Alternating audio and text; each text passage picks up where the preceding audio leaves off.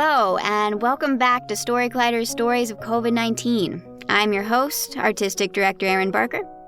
Today, we're bringing you part 2 of our episode on decisions. If you missed part 1, we shared a story from labor and delivery nurse Amelia Reeves, who has to make a crucial decision about whether to comfort a patient or whether to abide by hospital COVID protocols. And we also spoke with Professor of Law and Psychology Tess Wilkinson-Ryan about pandemic decision-making. I highly recommend checking it out. I know that making decisions right now is definitely on everybody's minds, so I think it will resonate with you. For now, we have 2 more stories for you on the theme of decisions. Our first story comes from clinician Matifadza Hlatshwayo Davis. It was recorded in her basement in St. Louis, Missouri.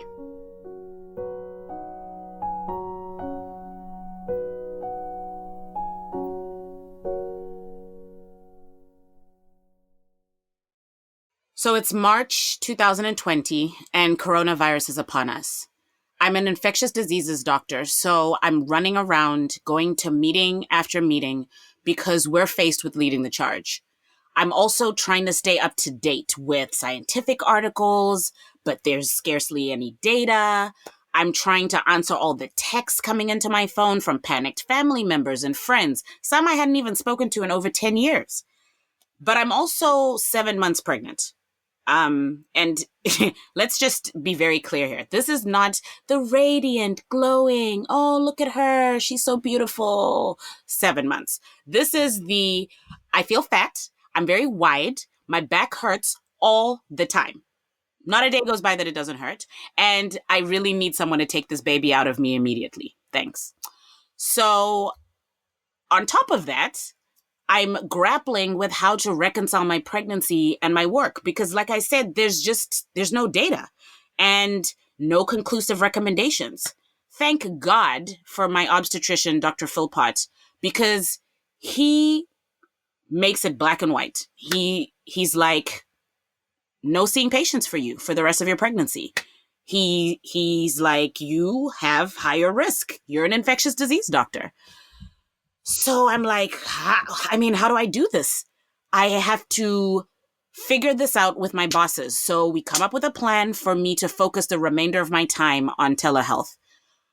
And I inherit this new hotline, which is basically this phone that doctors at the John Conquer's Veterans Hospital can call in, tell me what's going on with a potential patient, and then I let them know if they're eligible for one of the very few tests we had at the time. This decision to work from home, not simple for me, not easy by any stretch, because throughout my career, I've dealt with micro and macroaggressions of many kinds. You know, this started in training. You're only here because of affirmative action. Then I'm an HIV provider. You're valuable in this space because you're Black and the patients are Black. Gee, thanks. And then there's the common, when's the doctor coming in? 20 to 30 minutes after I've been doctoring. I mean, it's just like, what? So it's not surprising that I'm anxious. I'm anxious about this. I'm anxious about how my work plan is going to be received by my colleagues. Let me walk you through one example. So it's a typical work day. I'm sitting in my office and there's a knock on my door. One of my colleagues, who I'm friendly with, very friendly, asked to come in and run something by me. We're chatting, everything's chill, and somewhere in the middle of this conversation, he jokingly says, I wish I was pregnant so I didn't have to work. Huh? I mean, who says that? I'm almost like looking around like, someone else heard that, right? But I'm completely caught off guard. And I do what I normally do when I'm backed against the wall with these random ass micro and macroaggressions, that come with being a woman, being Black, being an immigrant. I laugh along to hide the awkwardness. I don't want to be seen as sensitive. I don't want to be perceived as playing some sort of card. So I just laugh and wait until later in the day when I'm talking to one of my female friends and colleagues and I tell her what happened. And I mean, thank the Lord, she responds the same way. She immediately recoils and verbalizes her disgust. So I knew then, I was like, okay, my reaction was valid. And this is the sort of thing that made my insecurities flare as my new work plan developed over the coming weeks, because I would always remember the sentiment behind hurtful comments like that. Not to mention, I'm isolated now, right? I'm working from home, so I don't feel like I'm on the front lines. I don't feel like I am. And that sucks, quite frankly. That was short-lived, though, because nothing could be further from the truth. That phone, it was something else, because it rang day and night. Everyone wanted a test. Everyone believed they needed one. And they were pissed. They were highly frustrated. They were angry, and they were scared for themselves and for their patients. And so they weren't always nice about it, you know? I only had a handful of tests to approve a day, but people were coming in from everywhere with symptoms or believing that they'd been exposed. It was a nightmare. And as the pressure mounted and the calls kept coming, I wasn't always the most patient. So I realized very quickly, very, very quickly, that I would trade my old schedule in a heartbeat. And that, quite frankly, I am on the front lines. Okay, bump what you heard. I'm on the front lines. I'm also doing telemedicine, though. It's not just this phone, right? I'm writing grants. My research kept going. I'm writing policies for the Division of Medicine. And there's countless other Zoom meetings that I'm a part of. So those 2 months, some of the hardest of my career. I'm not sleeping. Every day I can hear my toddler and Nenny running around the house, and I can't be with her because I have to work. I hurt. My back hurts all the time because I have the biggest belly known to mankind at this point, right? And I'm uncomfortable. So this was hard. I mean, there's no way to put it other than this was really, really tough. And I don't feel comfortable talking about it with my peers or my supervisors. It's one of the really ugly realities of being the only Black physician in my department, is that I don't have the same shared experiences as everyone else. So I don't always feel comfortable talking about things. Certainly not things like this, because I've been counseled before not to complain, because I'll be seen as an emotional woman. And if I talk about it, I'll be seen as a problem. And you can't do that as a Black person. So I just put my head down and work harder. So then, finally, the oasis of pure joy came in the middle of all of this. On May 16th, 2020, at 2 a.m., I feel fluid between my legs.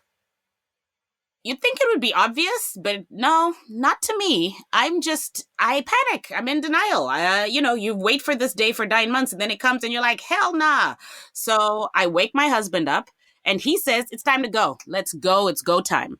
Still in denial over here. So he's like, please just call the hospital. Speak to a doctor. She'll tell you. He'll tell you. It's time to come in. So this poor woman on the phone at 3 a.m. is trying to tell me, yes, ma'am, you should, yes, get in the car. And I'm like, okay. But as soon as I get off the phone, Google. And I'm like, but babe, look at these articles. I could stay. We have time. Ridiculous. Anyway, finally, about an hour later, I hop in the shower, check our go bag, and drive myself to the hospital, while Jesse, my husband, stays at home with a nanny until our babysitter can come to be with her. It's so hard to describe just how incredible of an experience this day is for me, because literally from everyone, from the administrator at the front desk to every nurse on every shift with me over the next 24 hours, are just the kindest, most positive people. And I have the most peaceful experience. And I have to say, Dr. Philpott had my back, and he fulfilled a promise that he made to me weeks ago. It was Black Maternal Health Week, and I'd been flooded with statistics about Black women dying from childbirth and pregnancy complications left, right, and center. I'm sitting on the edge of my chair in his office. We're speaking. It's the end of the visit. You know, the part where it's like, do you have any questions?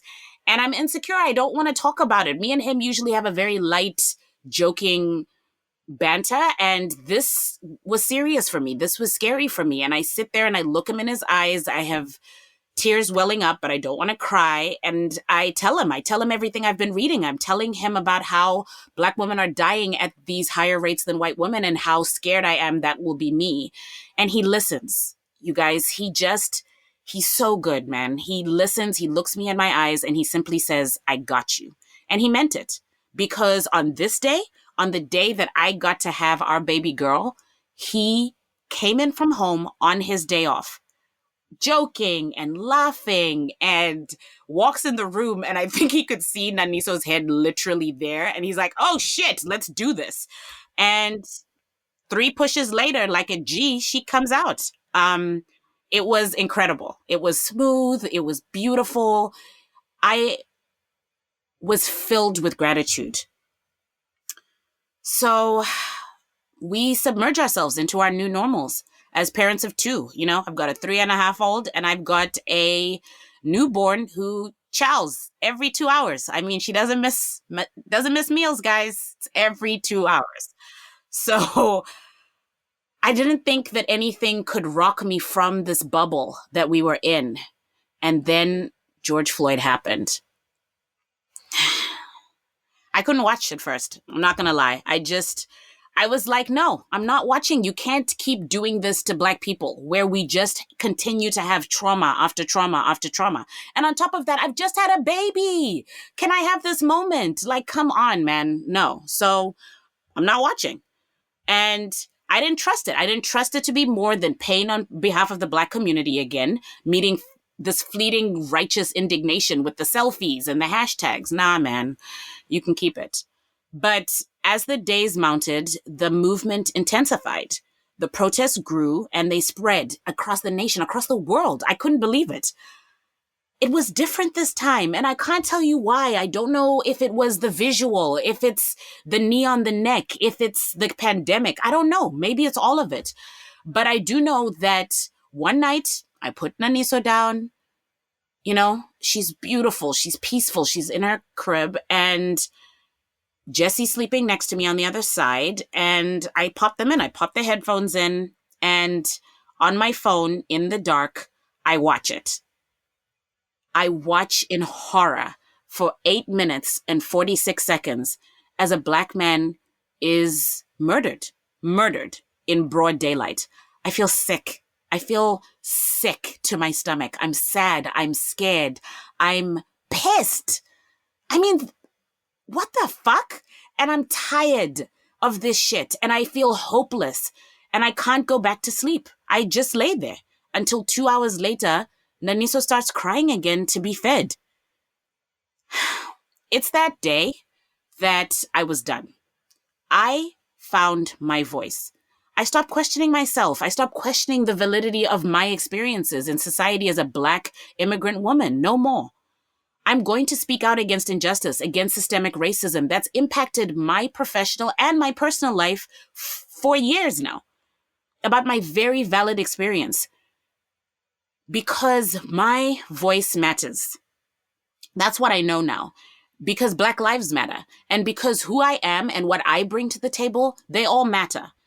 We need to hear these stories from people that look like me, people that sound like me. And as much as this isn't easy for me, being exposed, being vulnerable in this way, I won't be the extrovert's extrovert anymore that just laughs along through micro and macroaggressions. I won't do it. And what I pledge to myself today is that I will use my voice to tell my stories of strength and of pain and of vulnerability and my truth.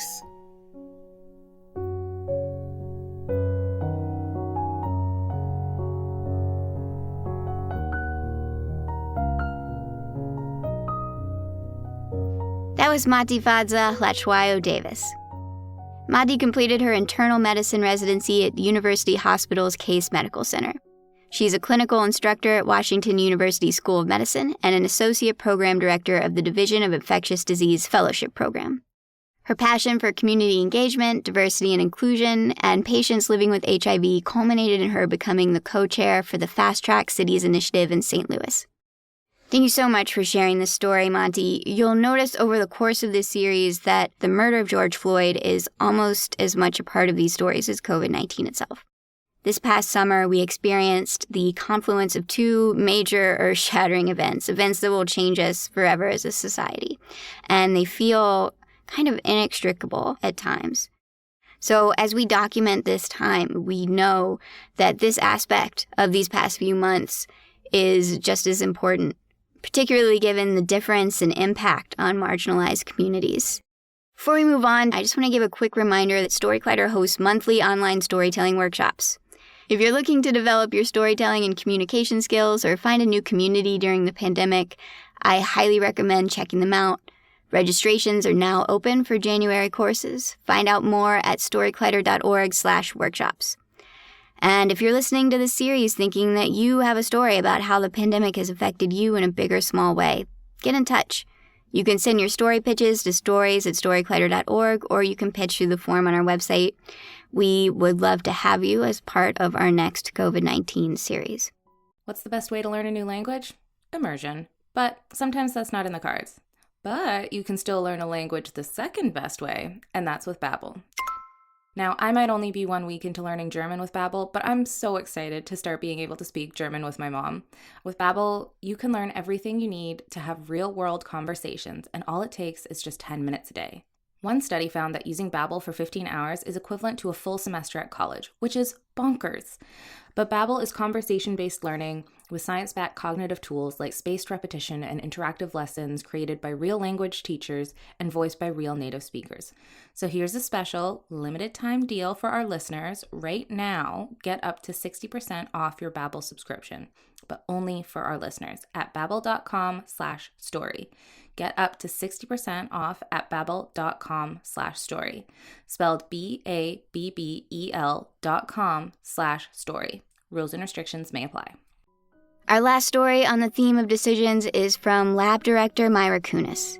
This story was recorded at her home in St. Paul, Minnesota. Myra's story was originally developed for a live online show we produced in partnership with American Public Health Laboratories.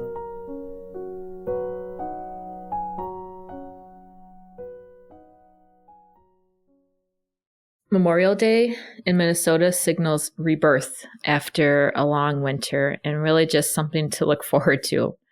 And this year of COVID is no different.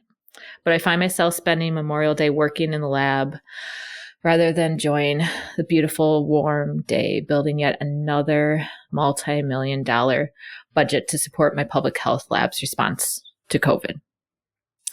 My 10-year-old son has joined me for the afternoon, which he's helping assemble COVID kits by stuffing Ziploc bags with cold packs. And it feels amazing, just wonderful to have him working by my side after so many distracted and distant hours since this all began. So yeah, hi. I'm the interim director at the Minnesota Public Health Lab. I took over this role when my former boss retired at the end of April. Minnesota's first COVID case was reported on March 6th, which just happens to be my birthday, so yay me. My first month as director has already been the biggest, most unpredictable challenge of my professional career. But in this moment, with my son, I actually feel wonderful. It's really great, almost confident and strong that I can lead my division through this pandemic. A few hours after my son and I wrap up our work, George Floyd is killed by Minneapolis police 10 miles from my lab. The video of the killing hits social media the next day, followed by local and national news. And I read the reports, but I just cannot bring myself to watch the video. I can't make myself watch another Black man die for no reason. My family and I regularly drive past the memorial of Philando Castile, who was killed by police a few years ago. It is heartbreaking and frustrating to realize how little has changed since then, when I feel so much has changed for me. The protests and memorials for George Floyd quickly begin to spread across Minneapolis and St. Paul, where my family and I live. And 2 nights after George Floyd is killed by Minneapolis police, the unrest escalates to riots and looting and multiple building fires in Minneapolis, 3 miles from my house. The next morning, the helicopters and sirens are constant at my home. And we just try our best to remain calm and focused on school and work. But just after 1 p.m., I get a message from a coworker that says a mob is heading to the Capitol, which is a block from my lab. I make some calls and confirm that it's actually really quiet at the Capitol, which momentarily just calms my nerves. And then less than 30 minutes later, my deputy commissioner calls and asks how fast I can get everyone out of the lab. Capitol Security is reporting that riots are starting in Midway and crowds are heading to the Capitol. If staff stay, their safety cannot be guaranteed. And I tell her that everything that my team has gone through, the long hours, manually processing COVID samples 7 days a week, balancing work, our new normal, a statewide shutdown, school closures, separations from those we love, I cannot put them in harm's way. Yes, of course, we can shut down. And I don't even know why, but I tell her that I live really close to the Midway. And she immediately says, "Get out of there. Do you have someplace safe to go?" And you know those moments when your heart starts beating so hard you can't hear or think? When she said, "Get out," I didn't really hear much after that. My son and husband packed to head out to a friend's house in the suburbs while I communicate the shutdown of the lab during a pandemic 4 weeks after I took on the interim lab director job. Almost everyone shut down and got out in 45 minutes. A few refused to leave because they were so devoted to getting tests out the door. And I told them to at least leave before dark because there was no way in hell I was going to go down there and make them leave. We decided to keep the lab closed until Monday. We've never closed for 3 days straight, even when the lab flooded 6 years ago. The rest of the day is spent talking with my division leadership about a response plan, keeping up communications, and just trying to answer all of their questions. What if nothing actually happens? Who made this call to evacuate? And on and on. And at some point on one of the calls, I realized that my hands are shaking from adrenaline and exhaustion, and I can't take enough deep breaths to make them stop. My friend pours me a tumbler of whiskey, and I toast one of my teams over video chat and take a drink with a shaken hand. Meanwhile, my husband and son are talking about what's going on back home. My husband is fixated on Twitter, updating us on what's going on. And my son has questions about looting and birding and why that would be part of a protest. And we tell him that sometimes when problems have been ignored for so long, people need to resort to more violent measures to get their voices heard. And as bad as this destruction seems, buildings can be rebuilt. People, like George Floyd and Philando Castillo, cannot. I finished my day just after 10:30 that night, and my mind just won't stop spinning between work and home, the news, and the sheer guilt for not being there with my neighbors. But eventually, I fall asleep out of sheer exhaustion. The next day feels like a cleanup day at work. We go back to our house, No violence made it to the capital, but both St. Paul and Minneapolis burned the night before. The looting came as close as 4 blocks from my house. There's smoldering buildings all along University Avenue, and the Chinese-owned restaurant, or family-owned Chinese restaurant where we got takeout the week before, is destroyed. The Turf Club, which is a music venue just up the street where we spent countless date nights, was looted, set on fire, and then flooded when the sprinkler system went off. Curfew is put in place, and the National Guard is deployed to the city streets. Everyone in St. Paul and Minneapolis are preparing for another round that night, boarding up their businesses, posting signs, locally owned, Black Lives Matter, Black owned. The National Guard caravan of sand-colored military vehicles rolled down University Avenue, and it felt like New Orleans just after Katrina. As curfew came, I stood outside on my front yard with my neighbors as we shakenly passed the time, making small talk. And then suddenly it was just quiet. For once, it was finally quiet. But I was scared for me, for my community, and for my lab. Monday morning, I returned to work. The lab building shares a loading dock with the armory. And so there's literally military vehicles and concrete barriers in the street outside our building. Countless armed guards stationed throughout the complex, including snipers on all 4 corners of the armory roof. At some point, the National Guard blockades a street next to the building, which makes my team really uneasy. And as crazy as it sounds, all I wanted to do was tell my staff to just go work, stop worrying about the military. But I didn't do that because that's crazy. One of my leaders comes to my office and asks if I know what's going on. And of course, I have no idea what's going on. But I say, let's go ask him.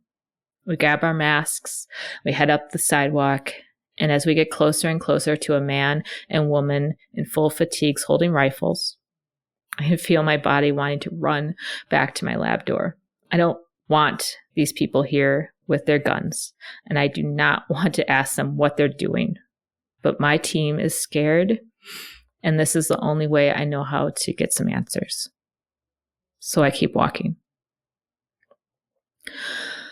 When I ask about the change in position, the guard seems to not even understand the question, as if randomly blockading a city street is just normal.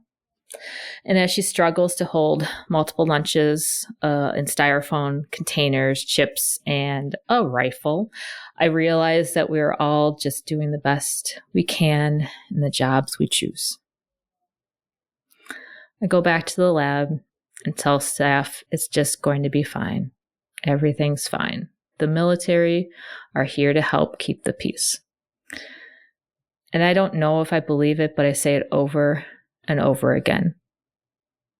I'm the boss of 150 people, and I've been the boss for exactly 1 month.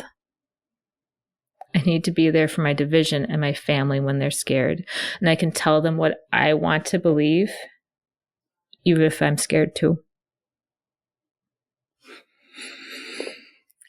I don't know what's coming next. Summer is almost over. COVID is showing no end in sight. And systemic racism continues on. And I continue to have hope for change that needs to come to Minnesota for Black lives in our community. What I do know is I'm so much stronger than I ever believed. And I can do this. Thank you.